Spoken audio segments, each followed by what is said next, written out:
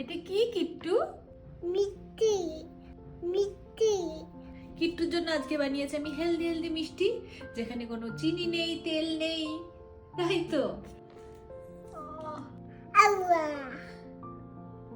চলুন winter special এই মিষ্টিটা বানানোর জন্য প্রথমেই আমি দুটো মাঝারি টাইপের মিষ্টি আলু নিয়ে নেব, আর সেটা এখন ভালো মতো করে ধুয়ে নিয়ে প্রেসার কুকারে বসিয়ে দেব সেদ্ধর জন্য।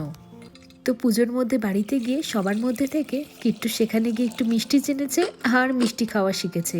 আর ব্যাঙ্গালোরেও আমাদের অ্যাপার্টমেন্টের গেট থেকে বেরোলেই মিষ্টির দোকান, তো সেই সব দেখে নিয়ে বাড়িতে একটু মিষ্টি খাওয়ার বায়না করেছিল।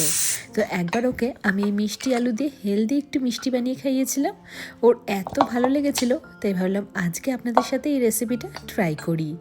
তো দেখতে পেলেন দুটো মিষ্টি আলু প্রেসার কুকারে সেদ্ধ করে এখন চলুন মিষ্টি আলুর খোসাগুলো আমি ছাড়িয়ে নিই।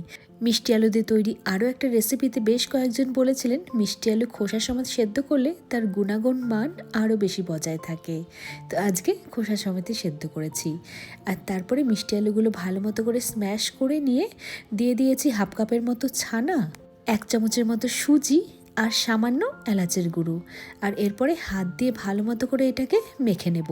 এবার যত মাখবো তত সফট হবে। এবার খুব বেশি সফটও চাই না, যেন পরে এই মিষ্টিগুলো ভেঙে না যায়।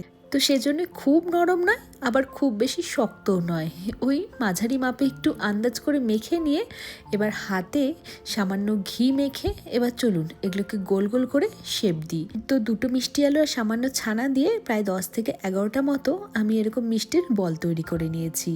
আর এরপরে এবার মিষ্টিগুলো এক এক করে ভেজে নেওয়ার পালা। আর এটা আমি ভাজবো কড়াইতে নয়, আপ্পে প্যানে, কারণ আপ্পে প্যানে খুব কম অয়েল বা ঘিতেই এটা ভাজা হয়ে যাবে। তো আমি আপ্পে প্যানে সামান্য ঘি ব্রাশ করে ওই মিষ্টির বলগুলো লো টু মিডিয়াম হিটে ভাজার জন্য রেখে দিয়েছি। আর এদিকে চলুন আরেকটা পাত্রে 2 কাপের মতো জল ফুটিয়ে নিয়ে তার মধ্যে দিয়ে দেব একটা এলাচ আর 2 থেকে 3 চামচের মতো খেজুরের গুড়। তারপর আরও কিছুক্ষণ এটা জাল দিয়ে খেজুরের গুড়ের একটা শিরা বানিয়ে গ্যাসের ফ্লেমটা অফ করে একটু ঠান্ডা হওয়ার অপেক্ষা করতে হবে। যেহেতু শীতকাল সেজন্য আমি খেজুরের গুড় ব্যবহার করেছি, এর জায়গায় অন্য কোনো গুঁড়ও আপনারা ব্যবহার করতে পারেন, তবে শীতকালে খেজুরের গুড়ের স্বাদ এবং গন্ধের তো কোনো তুলনাই হয় না। আর এদিকে মিষ্টি আলুর বলগুলো আমার ভাজা হয়ে গিয়েছে, আর আপ্পে প্যানে বলেই এত সামান্য ঘিতে এগুলো দেখুন কি সুন্দর লাল লাল করে ক্রিস্পি করে আমি ভেজে নিয়েছি।